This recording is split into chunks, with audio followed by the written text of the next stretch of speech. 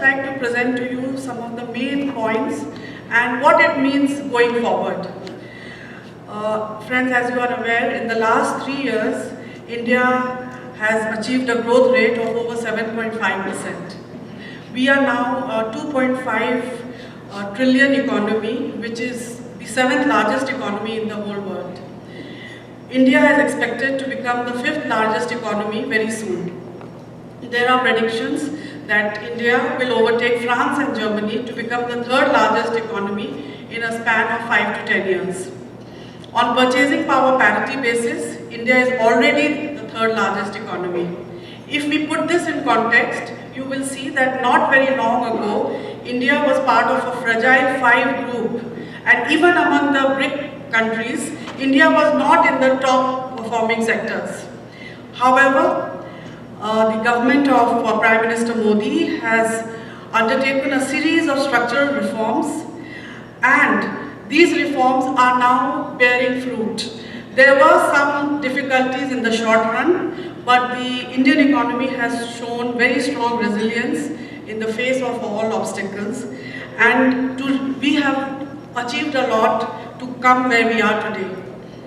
Even when there was a growth in the slowdown in the growth of the other world economies, other BRIC countries, India was still consistently showing higher growth rates, and second only to China perhaps. The Indian economy is well set to become the economic powerhouse of the whole world in a few years.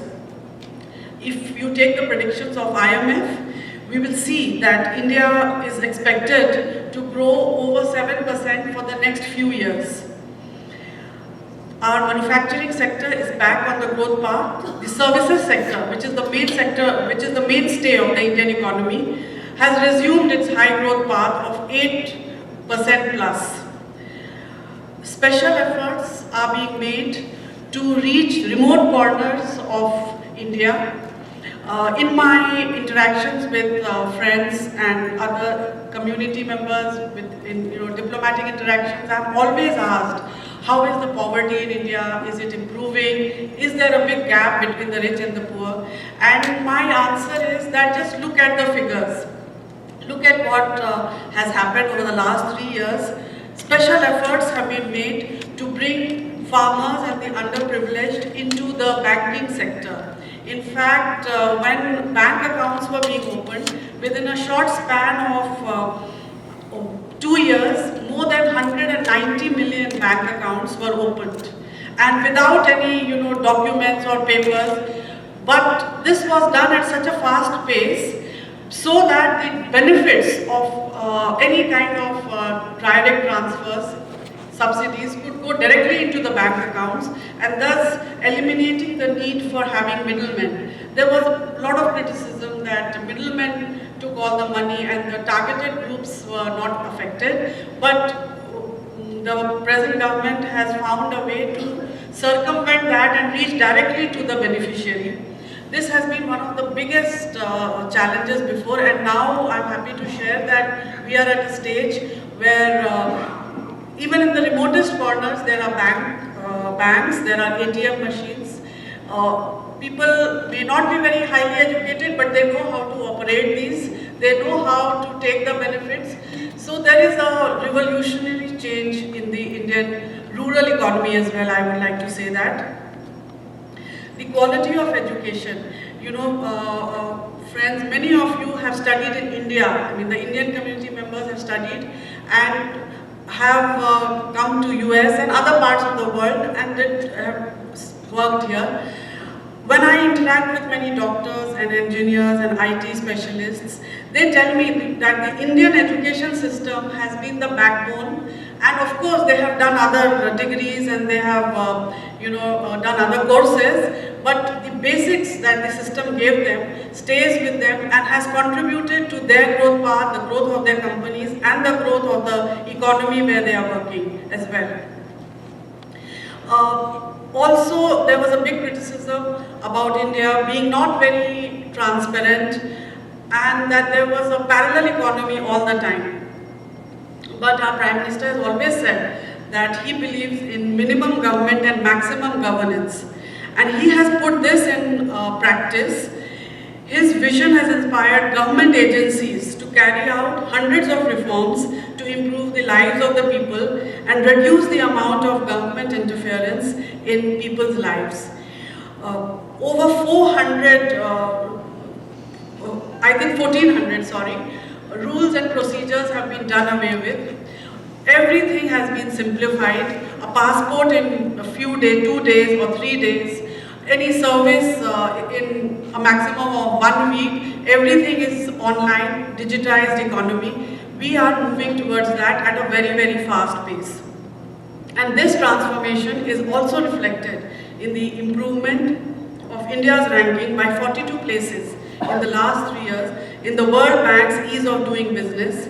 And now India has entered into the top 100 for the first time.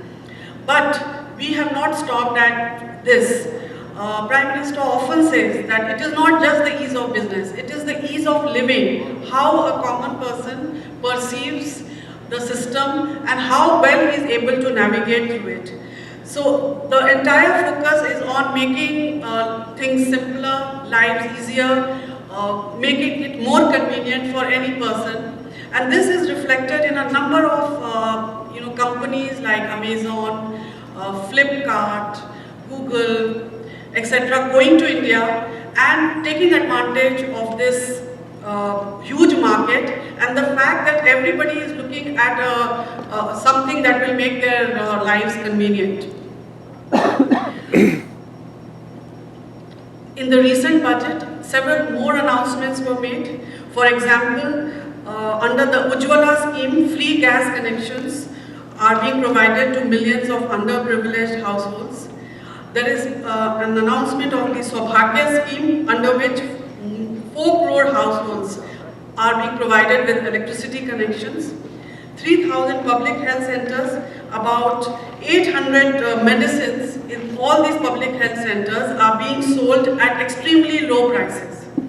The cost of stents, medical equipment, free dialysis services are being given. The stent cost has also been brought down to some very affordable level. Most of our services, health centers, are now fully digitized and are operating online, making it very simple. And as a result, the internet connectivity, the number of internet users has grown by over 500 million in a very short span of 3 to 4 years. In the last budget, which was announced recently, Prime Minister, the government has also said that they aim to double income of the farmers by 2022 when India celebrates its 75th anniversary of independence. And this is a very significant target, because farmers, India being a traditionally agriculture economy, the farmers are the ones who are most affected by the vagaries of nature, by non-availability of credit sometimes, and they face a lot of difficulties. So any effort to double their income has given so much to cheer in the rural sector.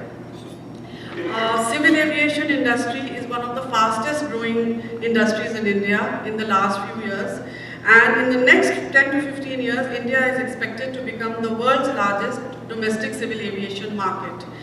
Mr. Jayant Sinha, who is the Union Minister of State for Civil Aviation, has said this in his speeches, and he says that in India, this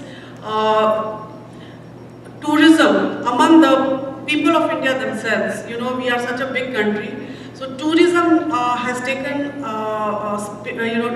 up such a big way that all families are traveling from one part of the country to another to see the other parts of India. It is very easy to live in Delhi and not know what is going on in the south, and vice versa. So, but now this thing has come up, and most families are taking advantage of low cost prices of airlines, of availability of good hotels, or not just 5 stars but 4, 3-star hotels, and taking these annual trips almost every year. If I talk about the food processing sector, India is one of the largest producers of fruits and vegetables and the largest producer of milk. So we are, we have a large population, but it is that a lot of food is wasted because of lack of supply chains, etc.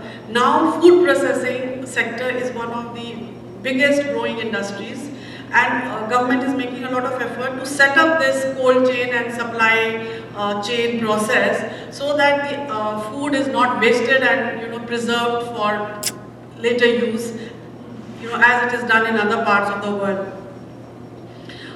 Friends, I cannot but talk about 2 or 3 policy initiatives that were taken last year.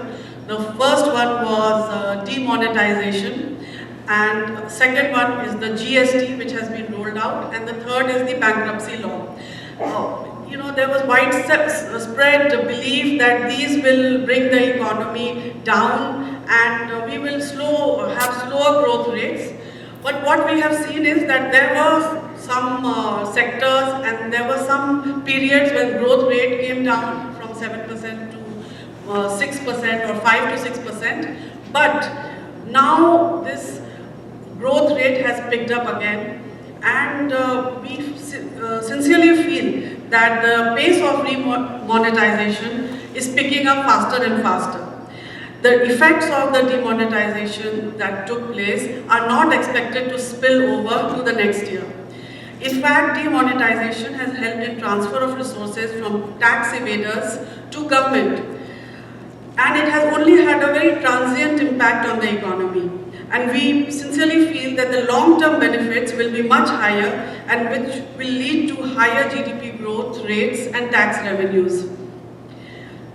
The GST has made things very simple. In fact, now every commodity or good is put into a slab, and so the companies can just calculate according to that. And movement of goods and services across India has become very simple. I think over 23 taxes and levies were brought down to these 5 slabs. So many of my friends here, for example, I was talking to a friend in Mars Wrigley company, and he told me that their company has benefited immensely from this system, because earlier there were taxes levied by the states, by various states had various different taxes, but now the whole country has a unified tax regime, which is very simple for the businesses to understand. Friends, there's no saying that India has emerged as a bright spot in the world, and despite the difficulties, we are firmly on the path to higher growth rates and a system which is much more equitable. Friends, I would also like to say a little bit about India and USA and our partnership. We are natural allies. Our relationship has transformed and is growing stronger. US is the oldest democracy, India is the largest democracy. And we have a strong convergence on critical issues such as counterterrorism, security, energy, trade and investment, science and technology, and defense. Our total trade was about $114 billion in 2016 and is now expected to grow at the extent of $124 billion in 2017. The latest figures are likely to come, but the good news in this is that the trade deficit between India and US has come down significantly by 3 to 4%. This last year, 5 shipments of crude oil were exported to India, which was valued at around 260 million. Gas exports started last week, and the first shipments went from Texas to India, and this was an excellent example of a win-win situation. India is a large market and US is a very stable source of energy for India. The exports of poultry are also expected to start. Discussions are on to start export of pork. India has placed an order of over 455 aircrafts with Boeing. Out of these, 305 orders were placed in the last 1 year itself by Indian airlines like SpiceJet and Jet Airways. USA is one of the top 5 investment destinations for FDI from India, and a recent survey done by CII has found that 100 Indian companies have invested $17 billion in the US, creating over 113,000 jobs. Indian IT companies particularly have created direct jobs for US citizens and generated innovation and competitiveness in the economy. In the Midwest itself, Infosys and Wipro have set up bases in Indiana and are generating thousands of jobs. Mahindra and Mahindra have set up their assembly plant, which is the first of its kind in Detroit. In terms of defense partnership, we have procured defense equipment worth 15 billion and are designated as a major defense partner of the United States. India is one of the largest suppliers of generic medicines to the US, and US companies have invested over 32 billion US dollars in India. All large US companies, Microsoft, Dell, IBM, Facebook, have been operating smoothly in India. Many automotive companies have set up manufacturing plants, assembly centers in India, and are exporting from India to markets in the Middle East, in Africa, Southeast Asia, etc. In terms of science and technology, we have nearly 200,000 students in the US, out of which 173,000 are in STEM fields only. So we firmly believe that Indian students and Indian professionals help spur growth and innovation in the companies that they work. Friends, I always tell this story, and it may sound a bit repetitive, but as I have always said that the job has been a passion. When I joined the Foreign Service 23 years ago and went to Japan for my first posting, the first meeting I attended was that of Aid India Forum. India was receiving a lot of aid from many countries, and there were these meetings held, and at that meeting I wondered if I would see in my own career a time when the role would be reversed, that India would be the aid giver and not the aid receiver. And it is a real miracle that now India gives billions of dollars in aid to countries like Afghanistan, Africa, Southeast Asia. We help in construction of power plants, IT centers, schools. In Afghanistan, we have helped in the construction of the parliament building. In Tamil Nadu, we have, in Sri Lanka, we have set up houses for Tamilians and other people who were displaced by the war in Sri Lanka. In Myanmar, we are constructing a highway connecting India, Myanmar, Thailand. So India is placing, itself, doing its own. It's a little bit, contributing in whatever way possible, starting from our neighborhood to help to the extent that we can. We always believe in South-South cooperation. It was one of our, principles for the last over 70 years. In fact, just after independence, even when India was rebuilding its economy, from the 50s itself, we started sharing whatever technical know-how we could with other similar countries which needed assistance. But now our aid projects are much bigger, and they impact the lives of millions of people in all these countries.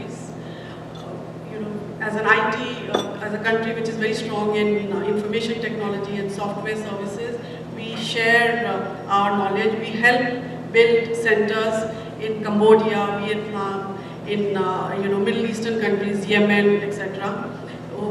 In terms of humanitarian aid, India is always there. When the crisis in Yemen broke, India evacuated over 4,000 people, and not just from India, but from 40 other countries.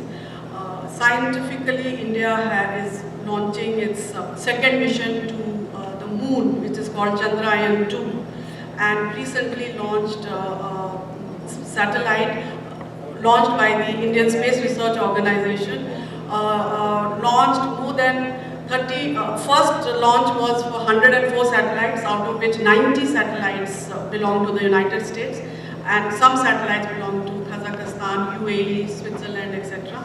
And of course, some were Indian satellites. A second launch took place recently, in which 30 satellites were placed into orbit in a single launch. And most of these launches are, developed indigenously. So India is very strong in science and technology as well. And before I